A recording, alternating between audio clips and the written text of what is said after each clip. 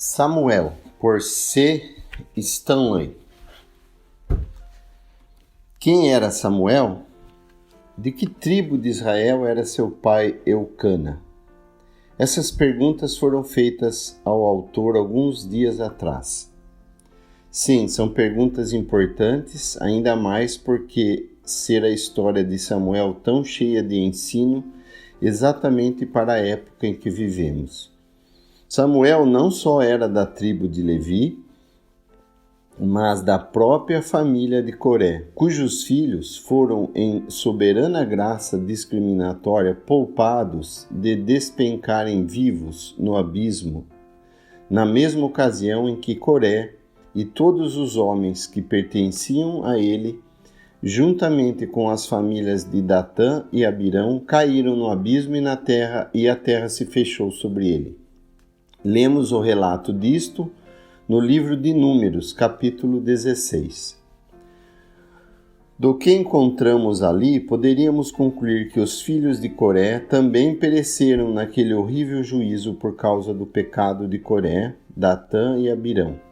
Porém, em outro capítulo, lemos que a terra abriu a sua boca e os tragou com Coré quando morreu a congregação, quando o fogo consumiu 250 homens e foram por sinal, mas os filhos de Coré não morreram. Números 26, versículos 10 e 11.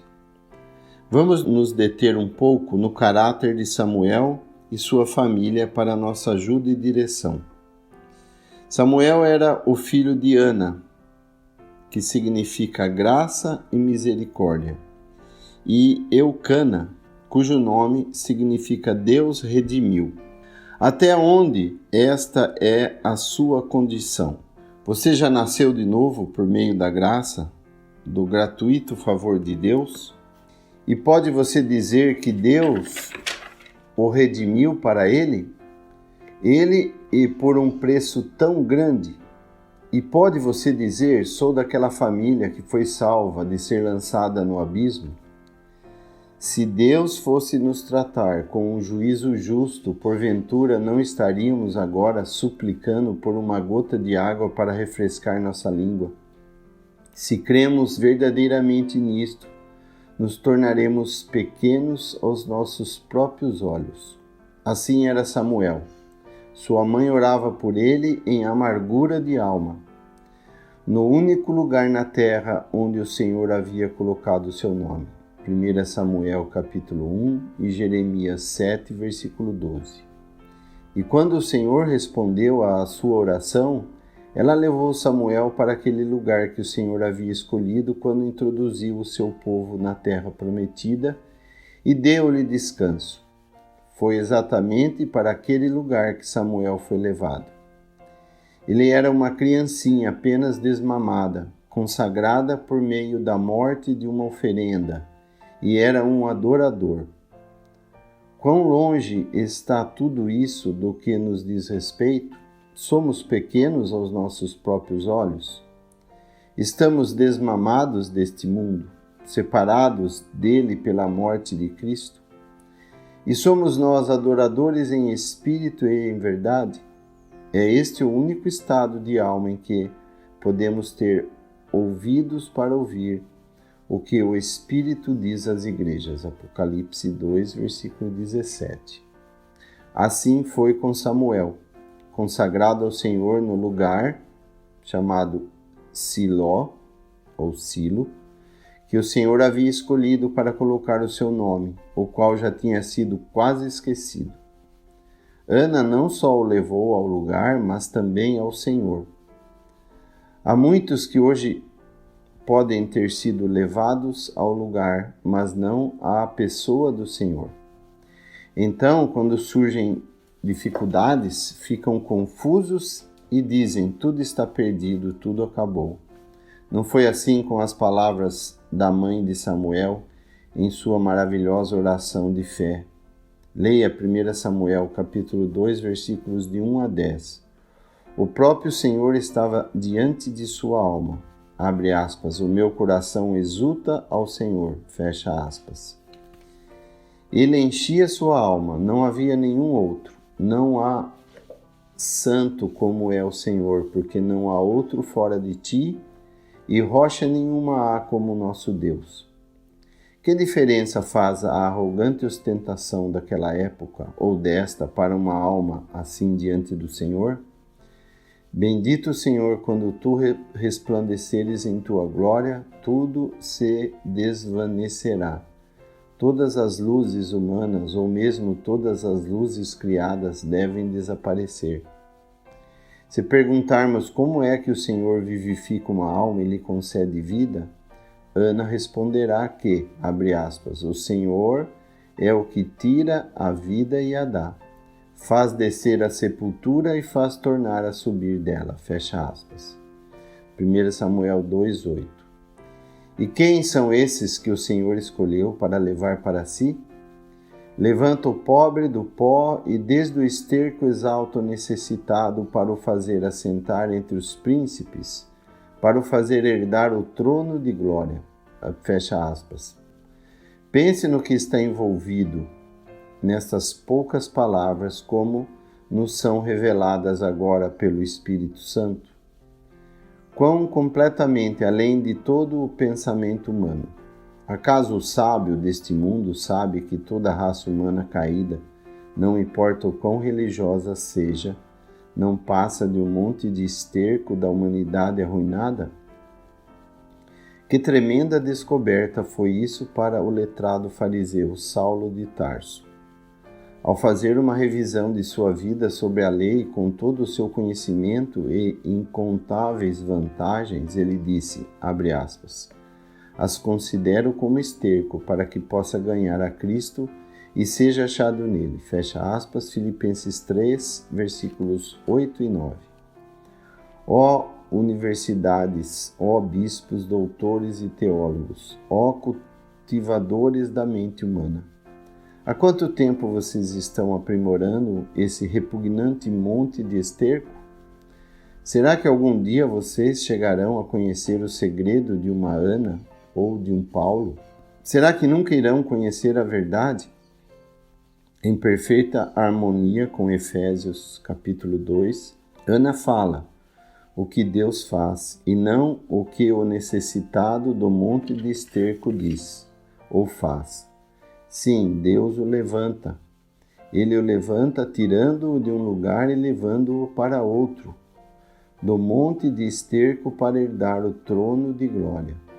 Deus não levanta menos que isso, do mais baixo para o mais alto. Ó minha alma, regozije nas riquezas da sua graça. Deus separou Israel das outras nações. Deus enviou o seu Filho para aquela nação separada, sua própria nação. Mas o povo rejeitou o Filho amado e o matou. Deus conhecia a inimizade daquele ato, perpetrado por judeus e gentios. E Deus olhou para baixo, para aquele fervilhante monte de esterco da humanidade, e diretamente daquele homem glorificado no trono de glória, e enviou o Espírito Santo como se dissesse, tirarei daquele monte de esterco, daquele lugar repugnante, os pobres, vis, esfarrapados e culpados mendigos. Eu os tirarei daquele monte de esterco, uma companhia de pessoas para herdarem com meu filho seu trono de glória. Que lugar! Que estado de pureza e glória imutáveis, sim, impecáveis em santidade, levantados para estarem com o próprio Deus. Bem pode o apóstolo dizer, abre aspas, segundo as riquezas da sua graça, fecha aspas, Efésios 1, versículo 7. Tudo isso só pode ter o seu cumprimento na igreja, a noiva. E note bem, o propósito de Deus se cumprirá. Há só mais uma pergunta inquietante que alguns dos meus leitores poderão desejar fazer a Ana. Acaso não podem meus pés escorregar para tão longe que eu venha falhar e depois de tudo acabar perdido e ao invés do trono de glória como e com o meu Senhor acabar perdido e imerso no mais profundo inferno? O que é que diz a inspirada Ana? Ouça então. Assim ela diz, abre aspas, os pés dos seus santos guardará, fecha aspas. Não diz que, abre aspas, eu guardarei a mim mesmo, fecha aspas, mas ela diz, ele guardará os pés dos seus santos. Mas há muitos que dizem, abre aspas, podemos nos perder e ele pode falhar em guardar os pés dos seus santos, fecha aspas. Ah, esses não o conhecem. Caso contrário, não duvidariam dele. Ele fez muito por suas ovelhas para deixar que alguma se perca. Ele diz, abre aspas, as minhas ovelhas ouvem a minha voz, eu conheço-as e elas me seguem.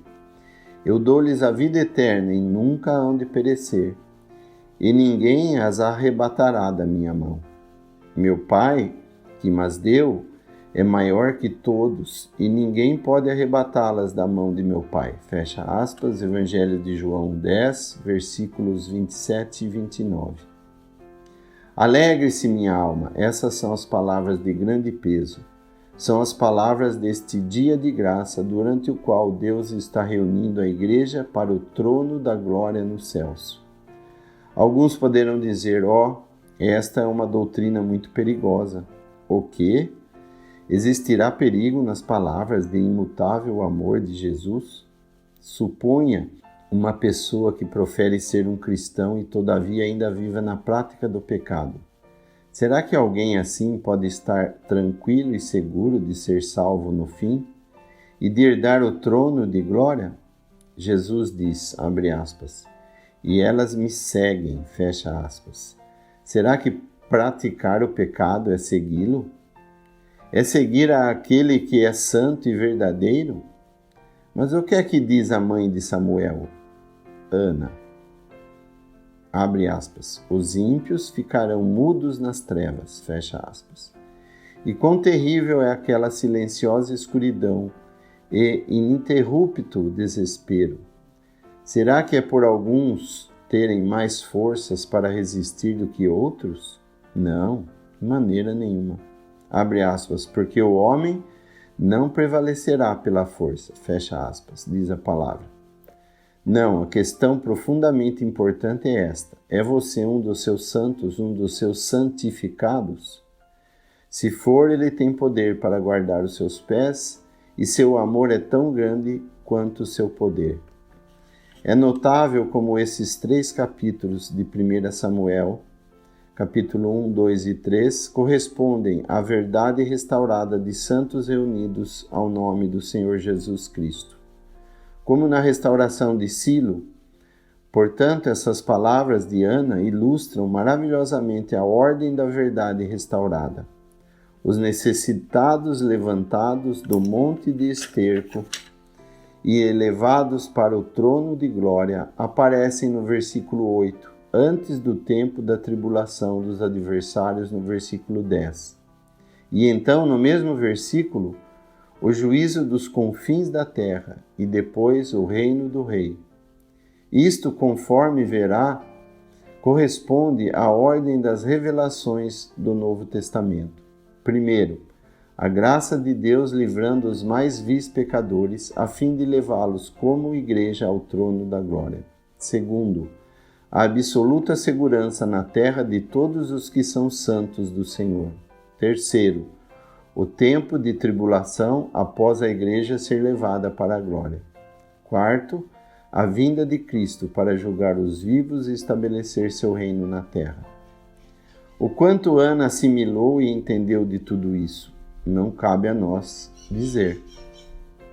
Foi isto que o Espírito disse a Pedro, abre aspas, aos quais foi revelado que, não para si mesmos, mas para nós, eles ministravam essas coisas que agora vos foram anunciadas por aqueles que, pelo Espírito Santo enviado do céu, vos pregaram o Evangelho, para as quais coisas os anjos desejam bem atentar. Fecha aspas, 1 Pedro 1, versículo 12.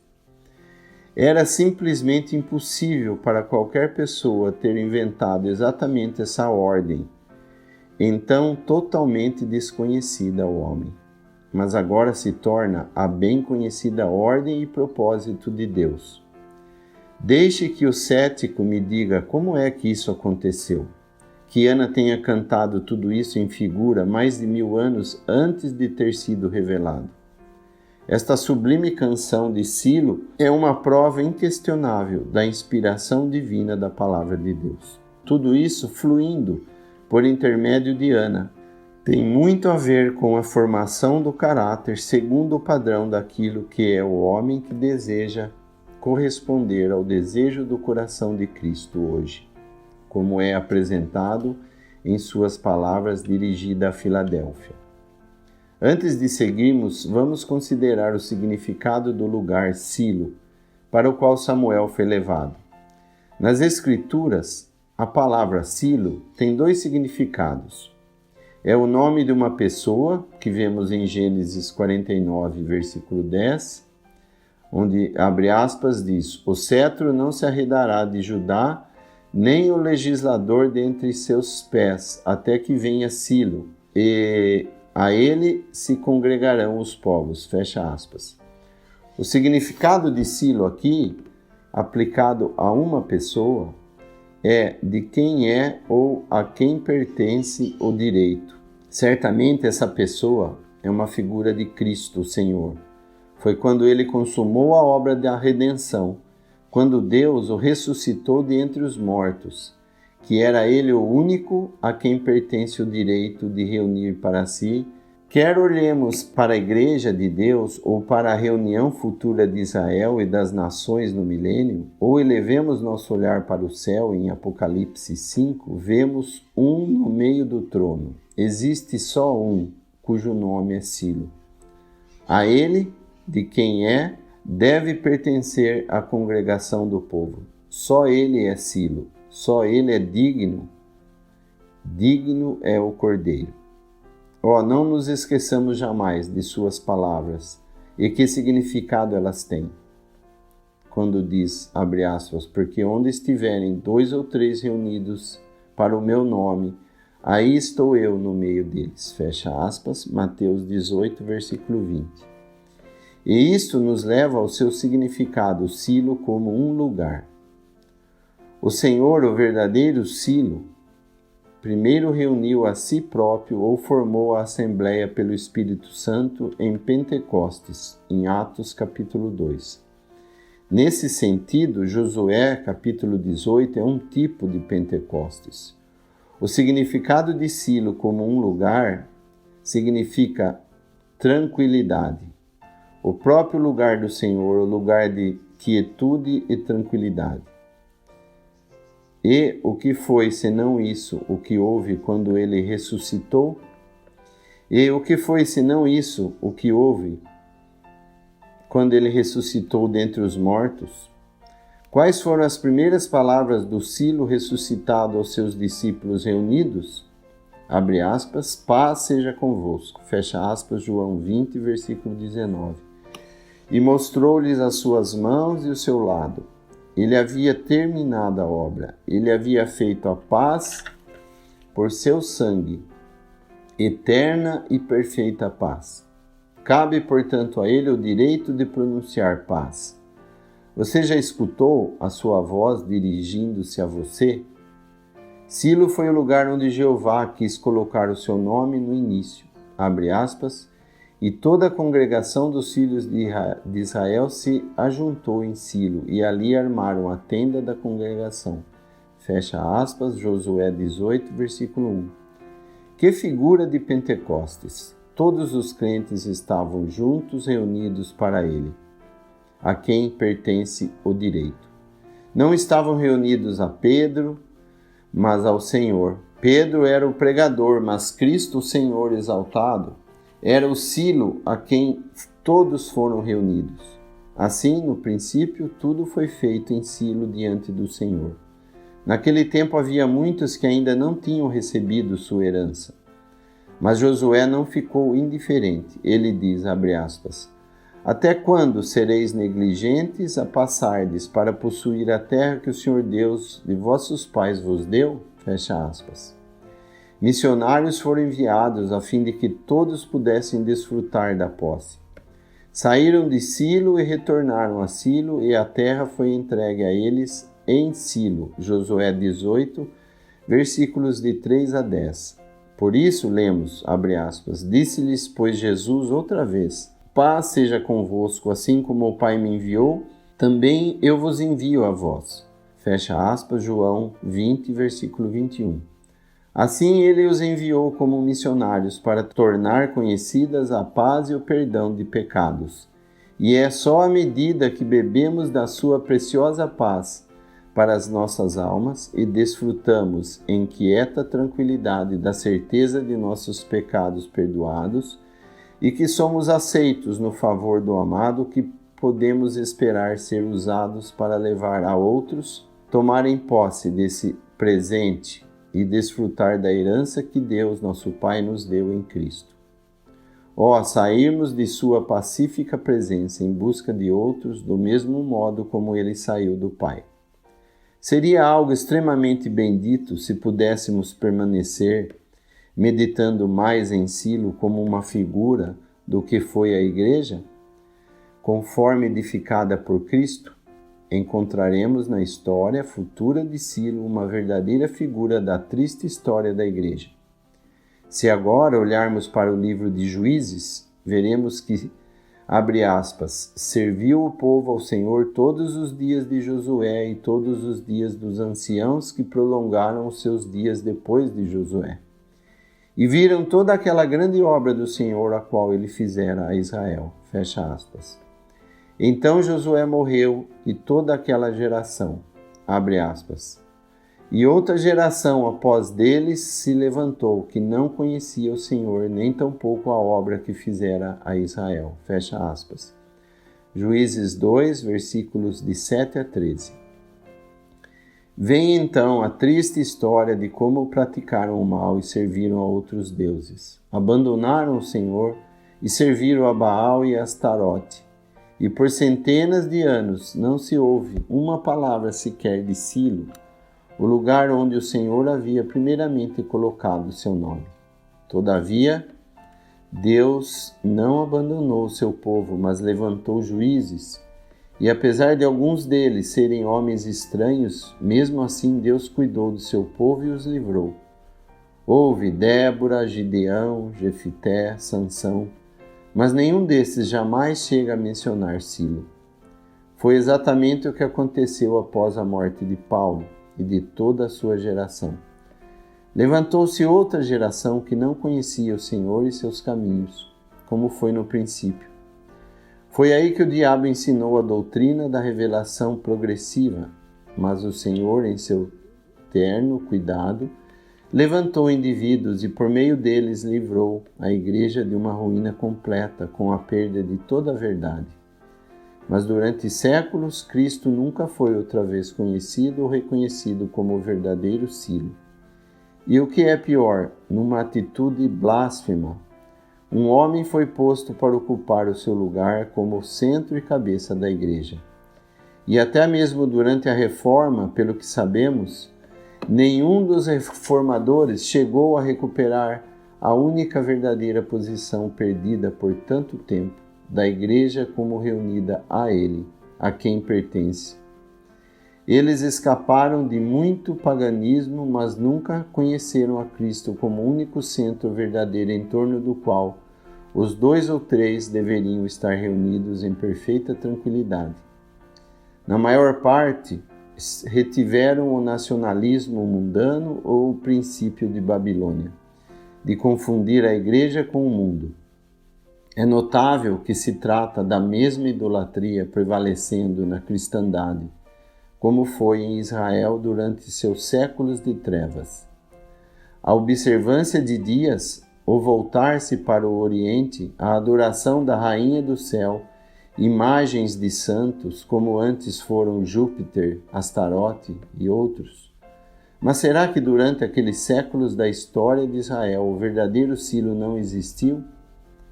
Sim, certamente existiu e Deus com certeza o manteve como antes.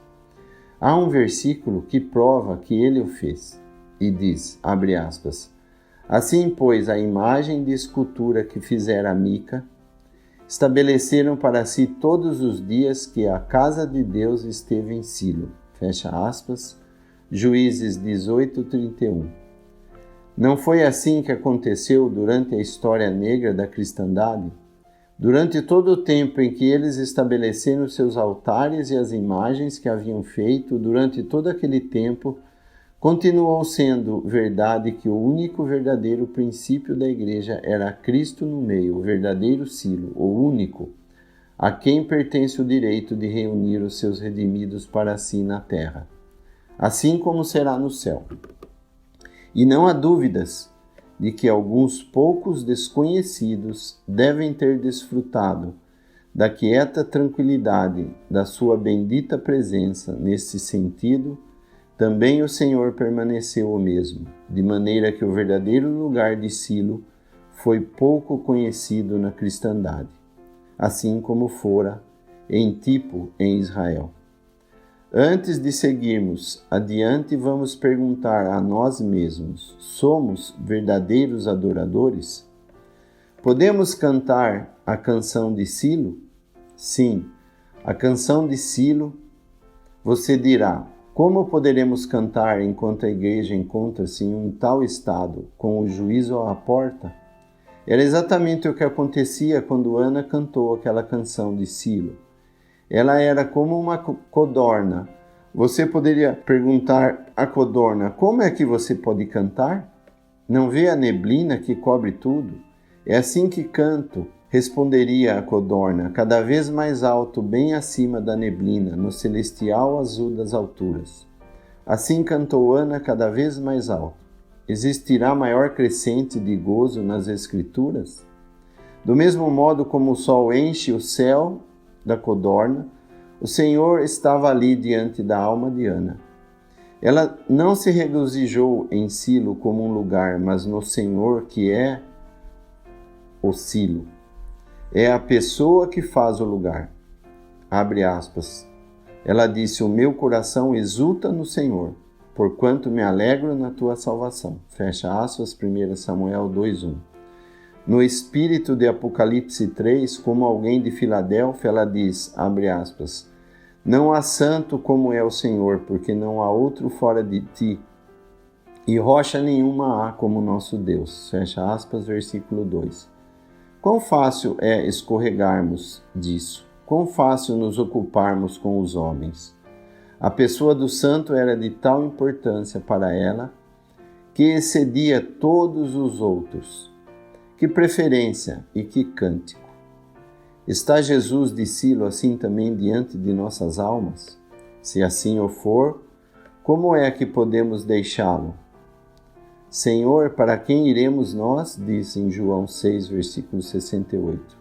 Será que nossas obras demonstram que Ele é suficiente para nós e que não podemos aceitar nenhum outro além dele?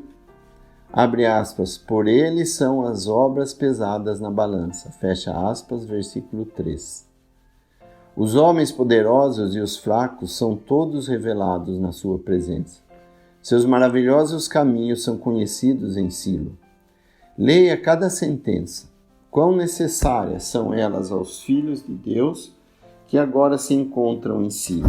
Abre aspas. Ele abaixa e ele também exalta. Fecha aspas. Poderia haver algo que provasse mais distintamente a inspiração do Espírito Santo do que este cântico em Silo? A fé de Ana e seu cântico se elevam ao nível de um tema totalmente desconhecido até então. A igreja da qual isto é uma figura era algo ainda oculto, em Efésios 3, versículo 9. Se fôssemos mais como Ana, ao invés de sermos esmagados pelo estado atual, prevalecente na cristandade e até mesmo no lugar ou posição que agora corresponde a Silo, como um lugar, o lugar da sua presença, de quieta tranquilidade. Sim, ao invés de olharmos para o estado de coisas, até que nossos corações venham a naufragar dentro em nós, possamos, como Ana, e como a codorna nos elevar acima disso tudo e nos regozijar somente no Senhor. Voltemo-nos agora para o menino Samuel. Somos daquela família com a casa de Eli, e o mancebo Samuel servia ao Senhor perante Eli, e a palavra do Senhor era de muita valia naqueles dias. Não havia visão manifesta. 1 Samuel 3, versículo 1. Possa ser este o nosso espírito como uma criança dependente do Espírito Santo e ministrando ao Senhor, buscando agradar a Ele, a servir de maneira aceitável diante dele. Que bendita ocupação! Ainda que seja perante Eli, isto é, perante o ministério oficial desses dias, que permite o mal, que condena apenas de boca. Nossa senda é seguirmos adiante. Todo verdadeiro serviço é aquele que é feito para o Senhor. Sim, seja perante aqueles que dizem estar fora do arraial e que acatam ligações com doutrinas falsas, ou perante aqueles do arraial, com todo o mal que lhe é próprio nesses dias de fim. O caminho dessa criança é bem simples, mas suas responsabilidades são muito grandes nesses dias, como veremos nessa história. Outra bendita característica do menino Samuel, também em nossos dias, para um andar assim com Deus é esta, abre aspas. A palavra do Senhor era de muita valia naqueles dias, fecha aspas. Se isso não estiver ocorrendo comigo ou com você, é porque não estamos andando com Deus. Talvez você diga que pertence a uma sociedade que conta com milhares de milhares. Não lemos que existissem milhares de Enoques antes do dilúvio que tenham andado com Deus. É a palavra do Senhor preciosa para você? Vai a bendita palavra se tornando mais preciosa para você à medida que vai sendo mais atacada? A noite chegou e agora as trevas espessas descem sobre a terra. E as trevas da infidelidade são preferidas em lugar da luz do Evangelho da glória de Cristo. E aqueles que fingem ser as grandes luzes da igreja são eles próprios as trevas. Que figura desses vemos no velho Eli? Ele ficava ali deitado em seu lugar e seus olhos já começavam a escurecer a ponto de não poder enxergar. Não é isso que está acontecendo com a cristandade oficial? Seus olhos estão se escurecendo, não podem enxergar. O Senhor está falando em sua palavra hoje, todavia eles não podem escutar. Note bem que momento solene foi aquele. Abre aspas. Antes que a lâmpada de Deus se apagasse no templo do Senhor em que estava a arca de Deus. Fecha aspas. 1 Samuel 3:3. Porventura não acontece o mesmo no momento atual? A cristandade recusa a verdade por amor de si mesma. E será que o Espírito Santo permanecerá e brilhará para sempre? Não.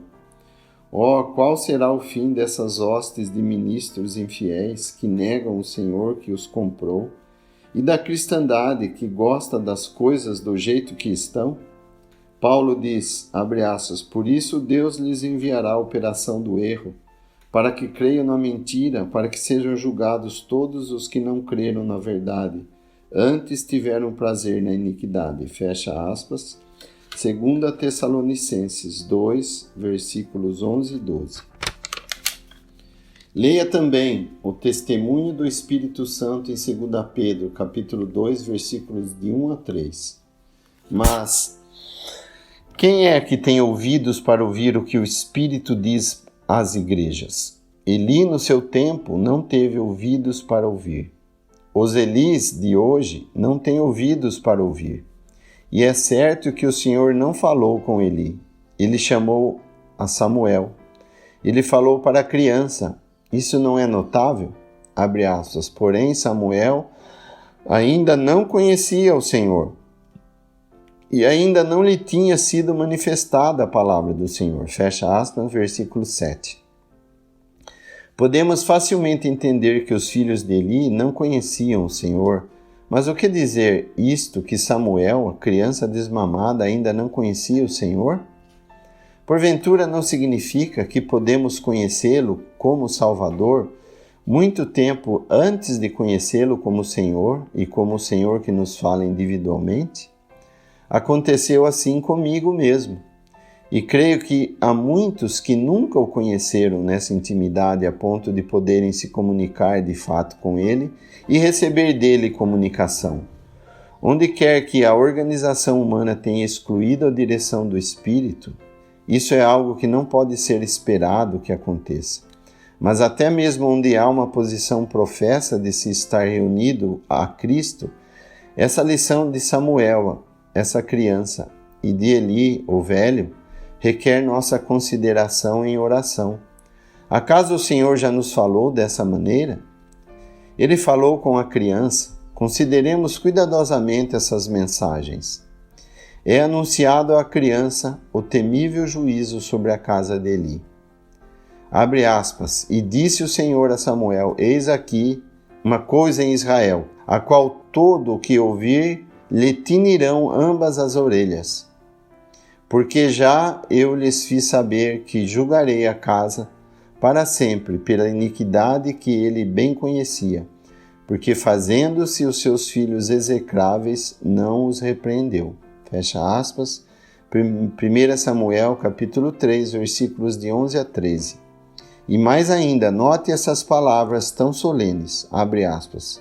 Portanto, jurei à casa de Eli que nunca mais será espiada a iniquidade da casa de Eli com sacrifício nem com oferta de manjares. Fecha aspas, versículo 14. Será que existe algo mais surpreendente que o juízo de Deus executado com base neste princípio tão levianamente tratado pelos homens? Eli deu abrigo ao mal. Mesmo que você esteja pessoalmente livre de um determinado mal, ainda assim, se estiver associado com aqueles que praticam o pecado ou que professam falsas doutrinas, você estará claramente sendo considerado culpado do próprio mal. Abre aspas. Saia dela, o povo meu, para que não sejas participante dos seus pecados e para que não incorra nas suas pragas. Fecha aspas. Abre aspas, de sorte que, se alguém se purificar dessas coisas, será vaso para a honra, santificado e idôneo para uso do Senhor e preparado para toda boa obra. Fecha aspas. Destes, diz a palavra, afasta-te. Apocalipse 18, versículo 4, 2 Timóteo 2, versículo 21, 2 Timóteo 3, versículo 5. Essas passagens não podem ser ignoradas, sem que se fique impune.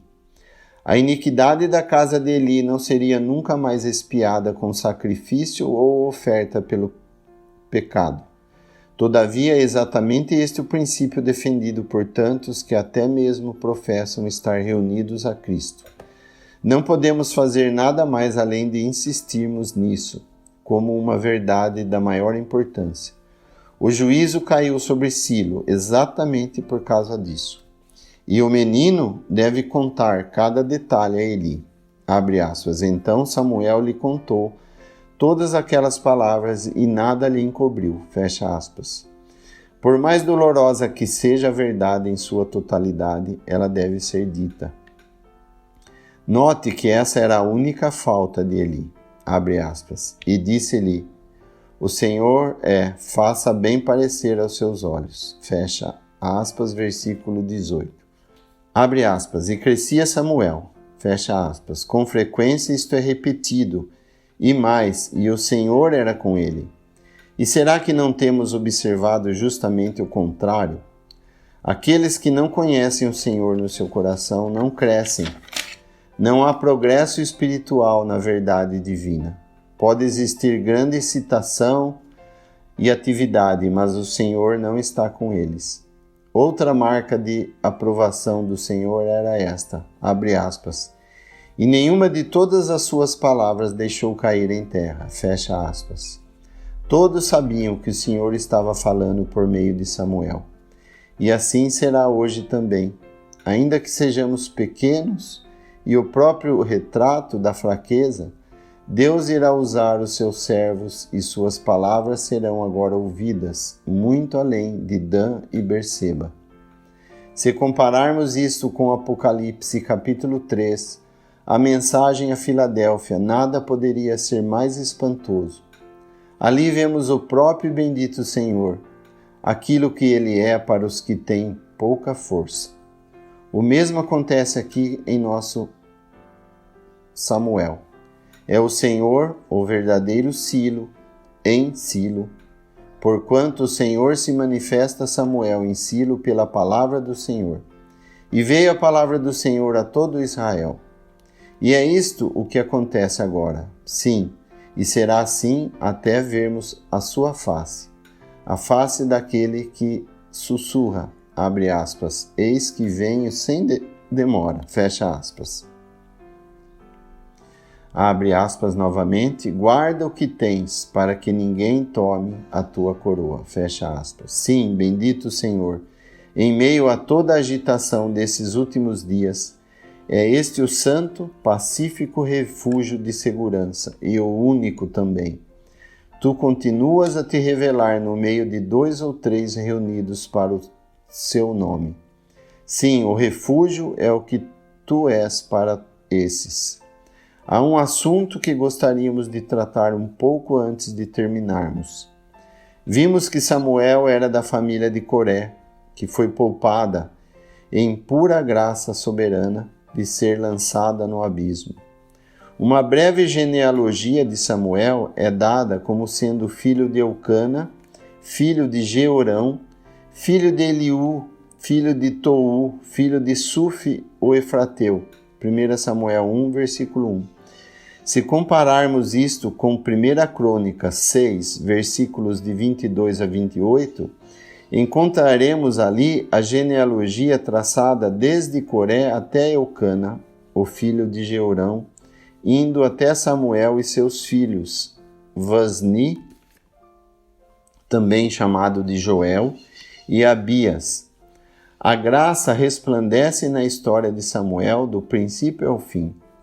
Lemos em 1 Samuel 8, versículos 1 a 3, que sucedeu que, tendo Samuel envelhecido, constituiu a seus filhos por juízes sobre Israel. E era o nome do seu filho primogênito Joel, e o nome do seu segundo Abia. Porém, seus filhos não andaram pelos caminhos de seu pai. Antes se inclinaram à avareza e tomaram presentes e perverteram o juízo. Assim é o homem. Em Crônicas, olhamos mais adiante, além desta cena, para o reino e a glória.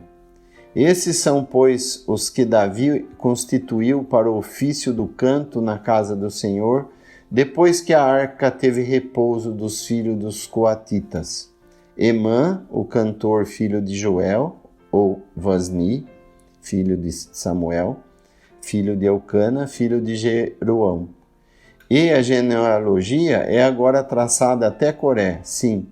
O altamente privilegiado Emã, o líder dos cânticos do Senhor, era neto de Samuel.